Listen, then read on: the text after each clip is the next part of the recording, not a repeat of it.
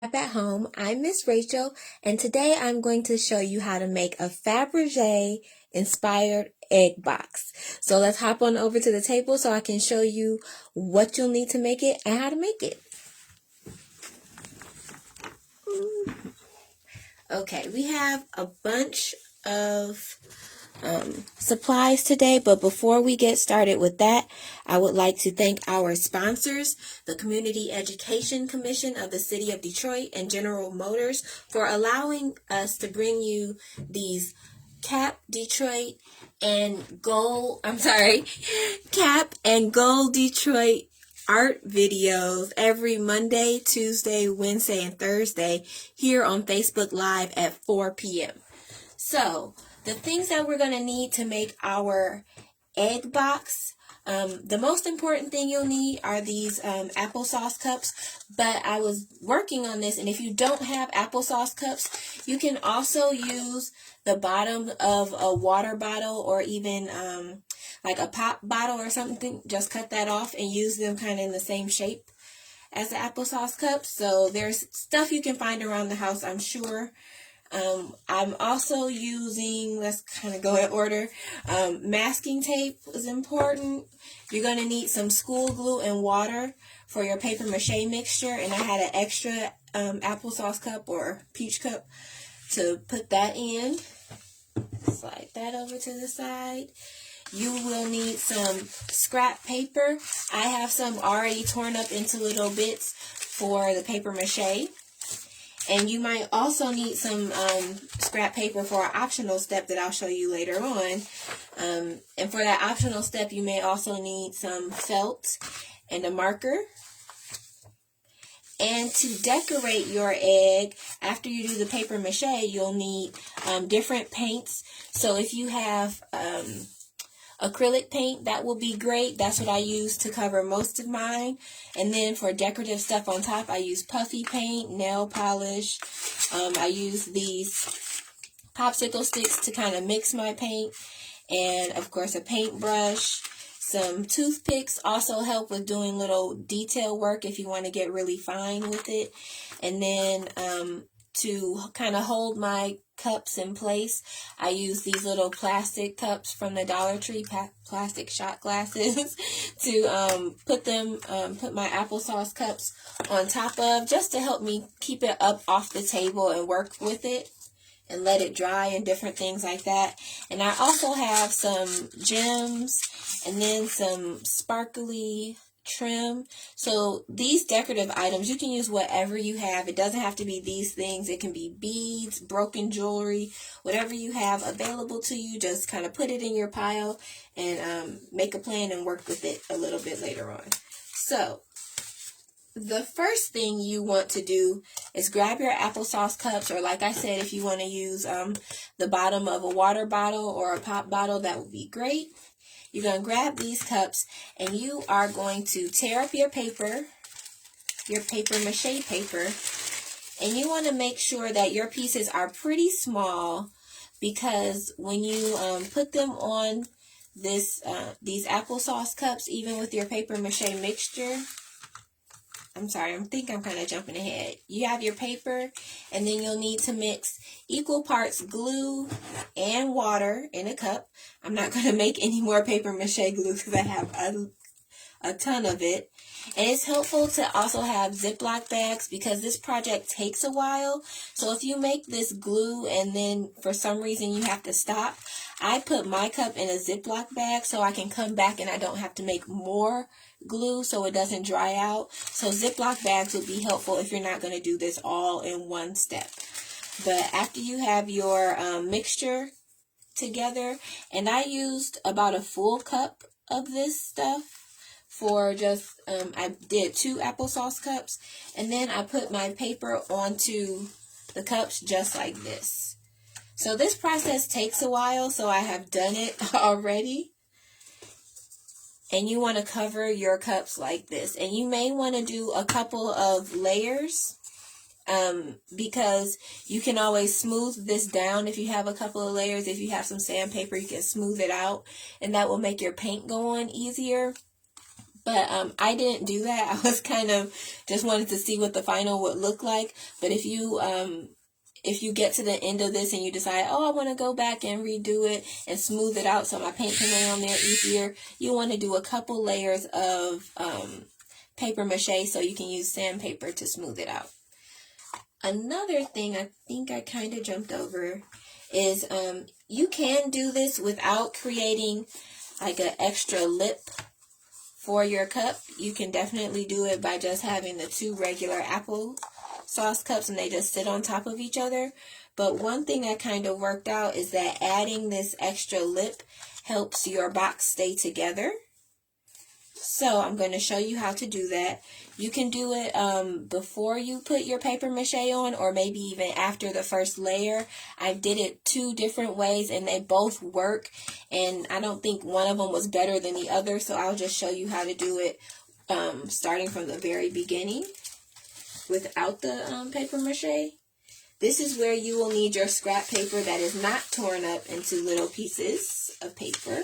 And I'm going to grab this regular paper and just kind of tear a strip like this. And if you have some cardstock paper or not cardboard, but poster board, that would also help, because you kind of want this lip to be a little sturdy so that it can hold your paper mache if you're going to do this and put more paper mache over it.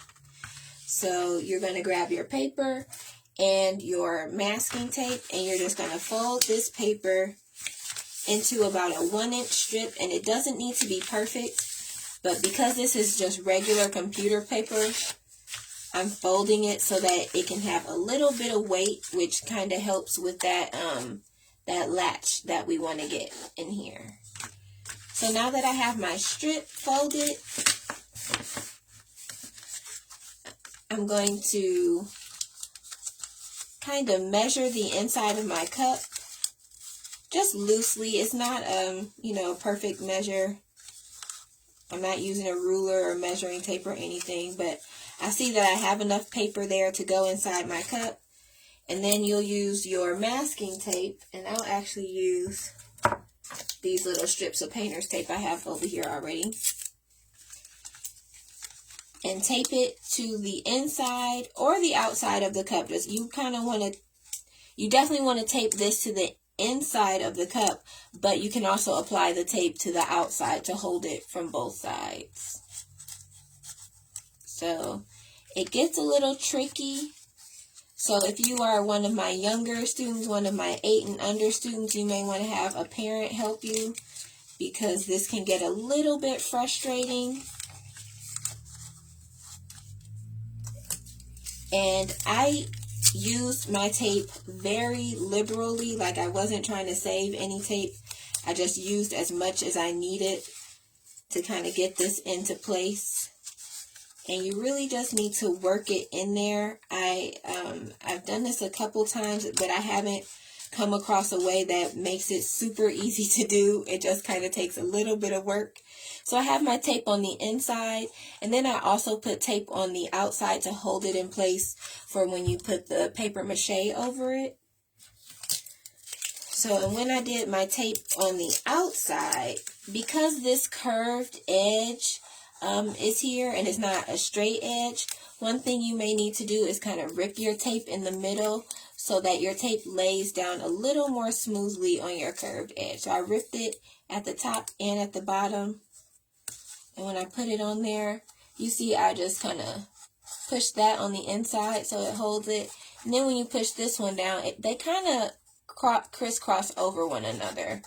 It might be a little hard to see, but on the outside, I think they actually kind of spread out. Or no, they crisscross too. Yeah. So that piece, and then this one kind of comes over. And it just makes it so that the tape forms to the curve just a little bit better, and you can get a stronger hold on there, so it's not moving around as you're trying to put the paper mache on there. So if you have masking tape and it's like really wide, tearing it into thinner pieces makes this step a lot easier. So once I did that, I just kind of put it all the way around. And like I said, I was not being stingy with this tape at all. I'm using as much as I need. I didn't cover the whole thing, but I did make sure I had a lot on there. So after you create your lip, you'll kind of test your cups out. And they go together pretty well. They don't need to stick together like super perfectly right now, because when you add the paper mache, that adds a little bit of thickness. And then once that thickness is added, they really do stay together better than they do when they're, well, they kind of stay together both ways. But you can feel like a little more tension here. That you know it really has a good latch with the paper mache. So after you create your lip on just one of the cups, then you're going to go ahead and complete your paper mache. I would suggest paper mache in the outside and the inside if you plan to paint both the outside and the inside. If you want to do, if you want to paint the outside and then have a fabric lining on the inside, then you do not need to do the paper mache in the inside. And I'll show you how to do the lining. Let's see. So you're going to grab some more scrap paper and your paper mache cup. I did it with this cup. I'm going to make my pattern with this cup. I'm going to grab a full sheet of scrap paper, and then I will grab that marker I was telling you about for my optional step. This is all optional, and I'm not sure if I wrote it in the instructions. If I didn't, I will go back and do that. But you are going to take your cup, the one that has the lip on it, because this is going to be the larger side, which is helpful. You can always cut your stuff down, and hopefully that makes sense in a minute. But I have my paper mache cup, and I'm going to make a mark on the inside. Hopefully you can see that little mark that I made. I'm going to make a mark on the inside and the outside at the top of the cup and at the bottom of the cup. At the bottom of the cup, I'm only doing the outside.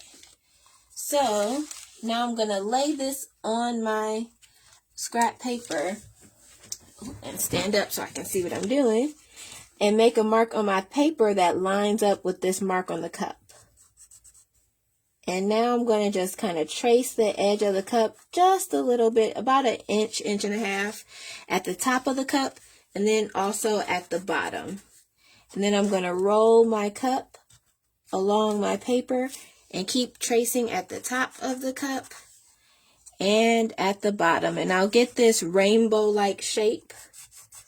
And that is going to help me cut my felt for the fabric lining that I'm going to do.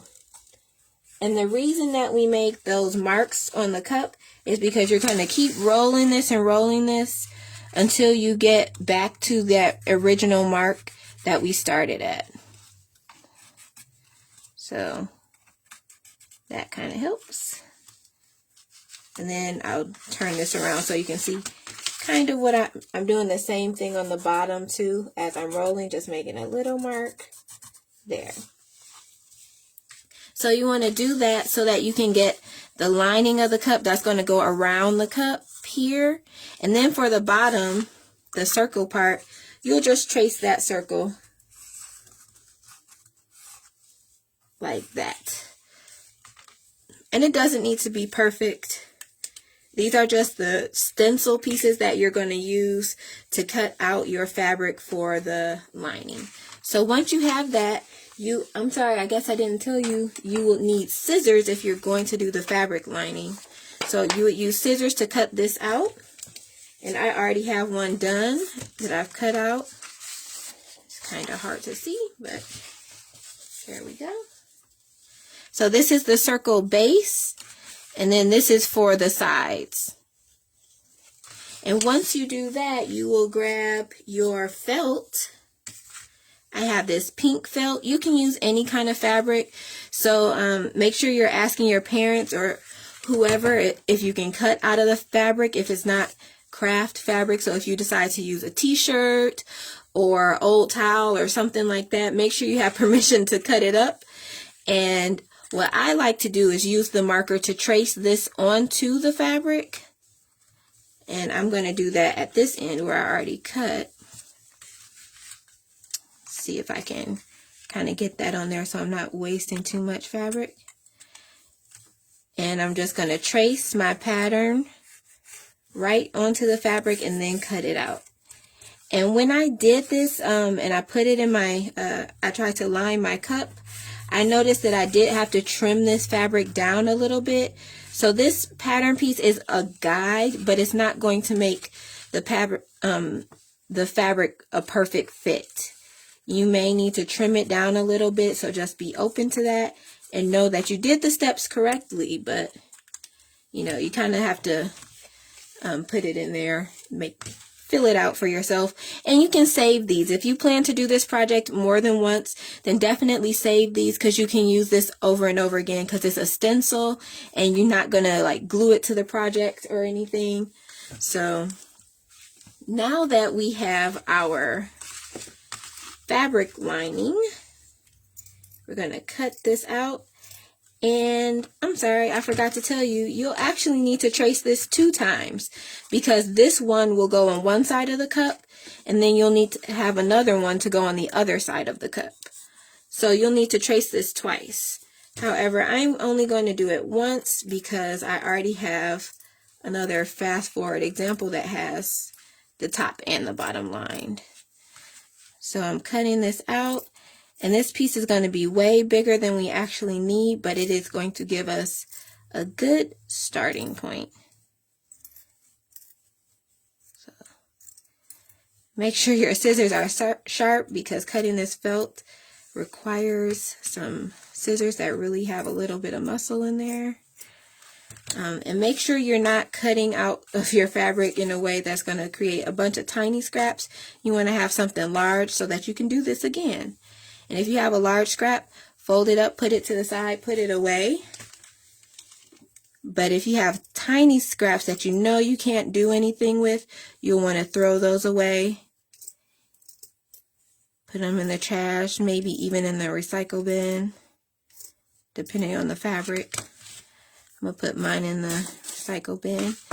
So now that we have our lining, I would suggest holding off until you have painted your outside of the cup and then even a little bit of the inside of the cup, and letting that dry, then adding the lining. But doing that on camera won't allow us to move forward. So we're going to pretend that the outside of this is already painted, and then I even painted this lip and then a little bit on the inside so that none of this paper mache shows. But I'll show you. You can use the school glue if you have it to glue this down. That will work just fine, but I'm going to use my hot glue as usual. And I started the lining with the bottom piece. I put that in there first. And I'll kind of place it. I put a little glue in the middle and then place that in there first. And then once that's glued down, you can kind of smooth everything out. And then I roll up this lining piece and I set it inside. And then I add a little bit of glue to the side and kind of push one side in there. And then add some more glue and push it in there.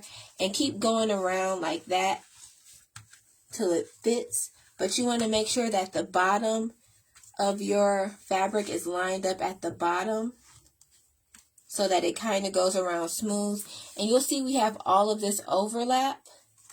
So before you start gluing, you might want to just place it in there like I have and see where you need to cut stuff down. So I have a lot of overlap. I want just a little bit. So I'm going to cut it about here and then cut that straight down. And then I'll also want to cut this off that's coming up out of the cup because I don't need that.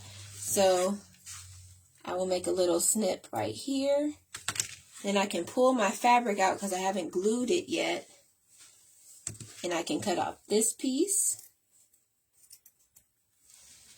And then I will try to keep kind of a straight line. I'm really eyeballing it. There we go. So now I have these extra scraps. I'm going to hold them off keep them to the side for a moment just in case I find out I need them. But last time I didn't use them, so you want to go back and try to fit your lining back in there, see if it works. And I think that works pretty well. It looks pretty good in there. So now you can go back, take it out, add your glue, and put it in there permanently. And you want to take your time when you do that. So I'll show you how to do that. So we're going to actually glue this down. Like I said, you can use Elmer's glue because Elmer's glue will hold the felt really well. But I'm going to use this hot glue so it stays in place because the Elmer's glue needs a little more drying time than we have in this video. Okay, so I got that in there. And I found that when I put the base in there, if it's not perfectly aligned, that was okay. I just want to make sure I get it all the way up to the edges, at least on each side. Then I have a little extra over here, but that didn't, that didn't really hurt anything or make anything look too crazy. So now I'm going to do the sides. So I'm going to put just a little bit of glue on the side in here. I'm not trying to do the whole side at one time. There's just a little bit of glue right there. And now I'm going to roll this up so that the ends are kind of like a heart shape in there. And then set this, press part of the fabric into the glue that I put in there already. And get that into place. And now I'm going to pull my fabric off to the side here. And then add some more glue.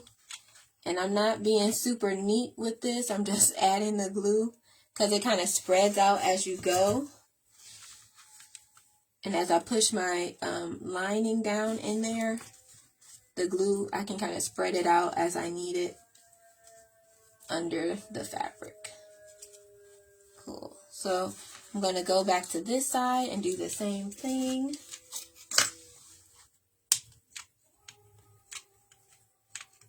There we go.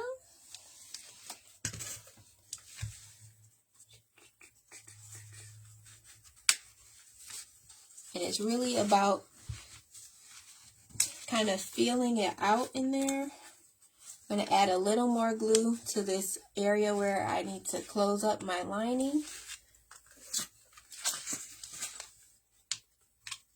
And I'm really focusing on getting the glue up at the top so that my lining doesn't come out as I use this box. Okay. So I got it in there. I cut my lining just a little bit too short, but luckily I didn't throw away the scraps. So you could actually add a little piece in there if that really bothered you. But right now it's not bothering me. I'm going to let this dry. So I put this off to the side. So you'll do the same kind of thing for this other piece. And it's actually a little bit easier with this piece because the mouth is wider because you don't have that extra lip. But it's the same process. So that's if you want to add a fabric lining, but you don't have to. You could also just go ahead and paint this the same way that you would paint the outside. So let's move on to my other example where I have some things painted. So this is my cup without the lip. And I added my lining in there. Then I flipped it and I painted the outside with acrylic paint. And then this is my cup with the lip that goes together like this. Oh, it's still kind of wet, so they don't go together perfectly. But yeah, they do fit together. And if your lining is in the way, you can also always snip it down a little more. But it's going to be a little hard to get them back together once you've painted them because you have to wait for them to dry. And as you can see, mine isn't all the way dry. So, but once you get your lining in there and that is painted, you can go ahead and add some decorations. I've added this trim that I got, of course, from my favorite place, the Dollar Tree. When you see it at the Dollar Tree, there's like 3 rows of this. right next to each other, kind of like that. And I just cut it so that it's down to one row, and I added it to this edge with hot glue. I also used a little bit of nail polish because I have like kind of a globe theme going on here. So the background is blue like the ocean, but then I have this blue-green nail polish that I've added on top of my paint. And just kind of weird little shapes to kind of represent continents, but it's also a little abstract. I don't have a hard plan for it. But I added the nail polish, which I really like because it adds a nice shiny top coat to this. And then I also used Puffy paint around the edges right there. And I stuck on my little gems with hot glue, and then kind of put some paint around them to cover up where my hot glue kind of seeped out. And toothpicks are really helpful to get stuff where you want it to be if it's not like laying down perfectly. So I would suggest toothpicks because working on here is kind of a small area to work with. It takes a while to do this project, but it's actually kind of a small project. So you can do whatever you want on the outside of these. If you actually take a little bit of time and Google Faberge eggs, you'll see a lot of different really awesome designs, really intricate designs. So hopefully you can get some ideas from there. And another quick little tip that I kind of just found out as I was working with this is putting clothespins on here really help if you want to just kind of stand it up and paint on here. It kind of makes it like easel legs. But if your base coat is finished, you can also just use these tiny little cups as a stand too, to help you get your decorations on there. So hopefully you actually go through the steps, take your time and do this project.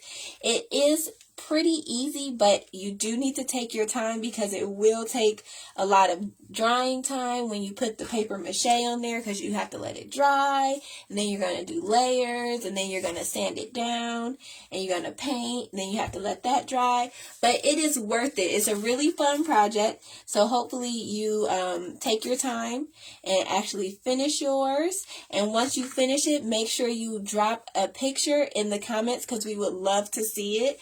And if you want to have yours featured on our social media, including Facebook and Instagram, make sure you email it to collegeforcreativestudies.edu. And you don't have to type that out. That is also in the description. So just go ahead and highlight that and then send us your email with a picture of your finished project, or even a picture of you working on it, because it's a lot of hard work. So thank you again for joining us for Cap at Home and Gold Detroit's art tutorials. Today we did Faberge egg inspired boxes, and we want to also give a shout out to the Community Education Commission of the City of Detroit and General Motors for allowing us to come to you free of charge here Facebook Live 4 p.m. on Monday, Tuesday, Wednesday, and Thursday. And if you missed any of our videos, make sure you check us out on Facebook and Instagram. We have a library of videos, and YouTube is where everything is stored. So make sure you check us out on one of those platforms. We love having you here. We love working with you guys. Make sure you drop some pictures. And if you need any help, drop a comment in the caption, or not in the caption, comment in the comment box. And we will see you tomorrow at 4. Bye.